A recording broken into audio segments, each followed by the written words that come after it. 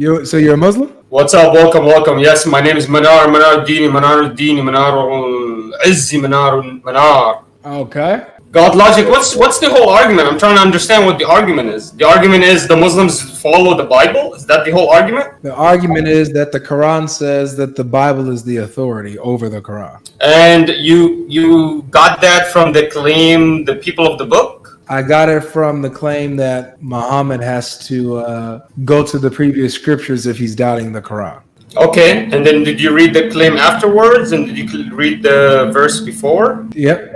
Because the verses basically proclaim that he's never going to need to go to any other scripture. For example, and do not be one of those who deny Allah's signs, or you will be one of the losers. That's literally the next passage. So could that be that he's asking him, hey, if you don't like our religion, why don't you go back to these other religions? And he says if you're doubting the revelation that we've given you, then go ask the people who've been reading the scripture before you. Be not of those who doubt. So basically he's saying if there's a case that he's doubting the Quran, he can go check the previous scriptures and see that what he's receiving is true. Okay, and where can we go ahead and check the previous scriptures? The Torah, the Gospel, and the Psalms. The Torah, the Gospel, and the Psalms, do those exist? First of all, those are not the mentions. My understanding was only the Torah and the Injil. There was never a mention of the songs. Is the Injil the songs? Psalms of David, the Zabur. Oh, Psalms. Okay. Sure. So where can we find those scriptures? They're in the Bible.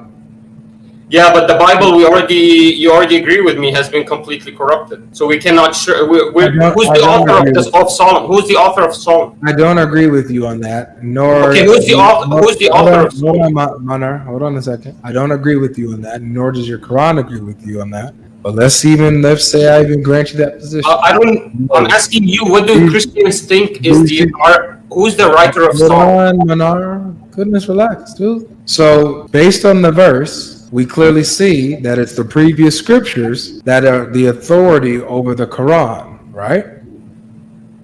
How? From this one verse? Do you have any other verses? Well, all you need is this verse. Well, there's other verses, yes, but from this verse is what I'm specifically talking about. From this verse, we see clearly 1094 that the previous scriptures are the authority over the Quran, right? Okay, so I'll read the verse so we are clear on this. This is the verse you're talking about. If you, O Prophet, are in doubt about these stories or those stories that we have revealed to you, then ask those who read the scripture before you. The truth has certainly come to you from your Lord, so do not be one of those who doubt. That's the one you're talking about? Yep.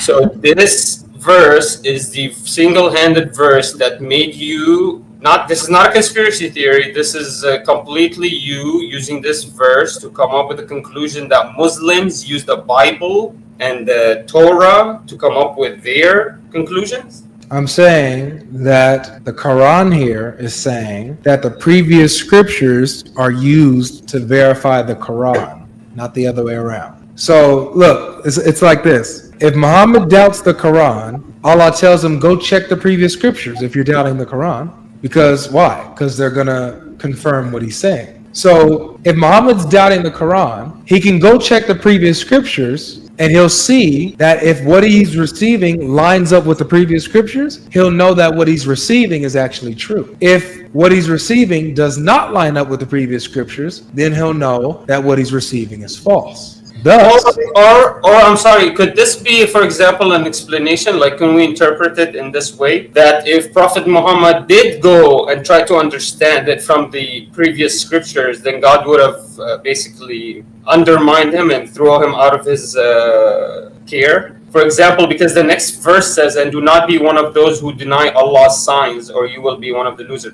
So why would he ask him, hey, if O Prophet, if you're in doubt, why don't you go read those stories of the other books? And then the next verse tell him, and if you did have any doubt, then then you're going to be one of the losers. No, well, it says, do not deny his signs, and you'll be one of them. Or you will be one of the losers. And okay, so this is the actual verse. This 94 says, if you, Prophet, are in doubt about these stories, okay? So would you agree that these stories can also be another word for signs? Sure. So if the verse 94 says, if you, O prophet, are in doubt about these signs, we can say that, let's paraphrase, these signs that we have revealed to you, then go ask the people of the scripture before you. And then the next verse says, and if you and do not be one of those who deny Allah's signs, or you will be one of the losers. That means if you deny the sign and you go ask the people of the scriptures before you, you will be one of the losers. Isn't that something we can interpret from this? No, he doesn't say if you go ask, then you'll be one of the losers. If he did not see Okay, God, let me continue. Stop. So Go I ahead, can break go it ahead. down. Verse 94 is an evidence for the revelation of the Quran. It's an evidence of the signs being sent. So go check the previous scriptures. They're in line with each other, so you have no reason to doubt. Then after that, it says, so then if you deny his signs, you'll be of those who be of the losers. So it gives you can even go check the previous scriptures. You'll see that it aligns. You shouldn't doubt. But even after that, if you still doubt and deny the signs, you're amongst the losers. You have Okay, I'm trying.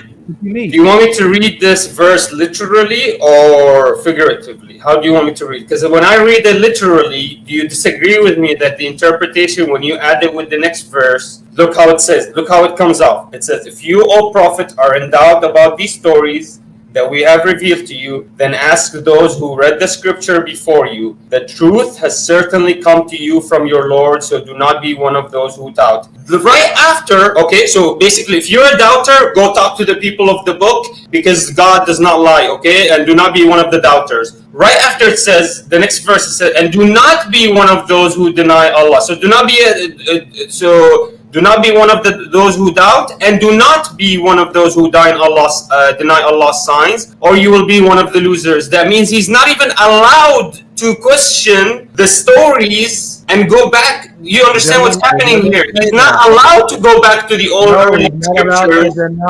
He's not allowed. No, because if he does, let me finish, GodLogic, please. 10 more seconds. If he does go back to the old scriptures, it would prove that he is in doubt of God. And if he proves that he's in doubt of God, then he proves he's one of the losers. Do you understand what's happening here? You misinterpreted the verses because you didn't read the one after and the one before. Here's the one after it. We're going to read that on the page. What does it say? Okay, read the first one and then read the one after. We already did this one. Read this, please. Yeah, and never be one of those who deny the signs of Allah. So he says, if you doubt our signs, go to the scripture, but never be one of the people that deny our signs. Slow down. Does it say deny or does it say doubt? And never those who deny the signs. So it's denying, not doubting.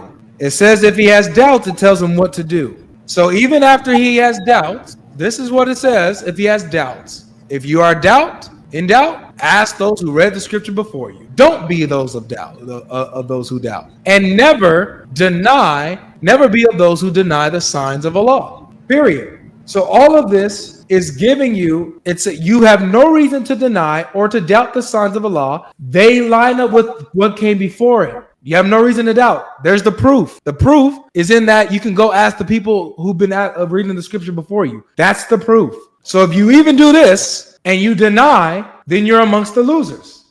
So let me understand this. So if you're in doubt, you're not denying? No. I can have doubt on something without denying it fully.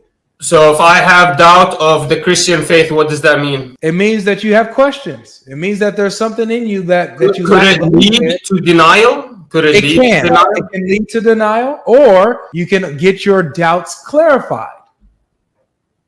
Okay, so basically what you're saying is, but the idea is, so I'm trying to understand here. So the argument is that if you are a Muslim, you need to go to the Bible. Is this the argument here? Well, yeah, that's the only way you can become a Muslim is if you read the Bible. That's not what I said, Manar. What's the argument? Focus on what I'm saying. I'll give you the argument one more time. You ready? Let me know when you're ready. You ready? Okay. Here's the argument. The Quran says in 1094 that the previous scriptures are the authority over the Quran. That's my argument.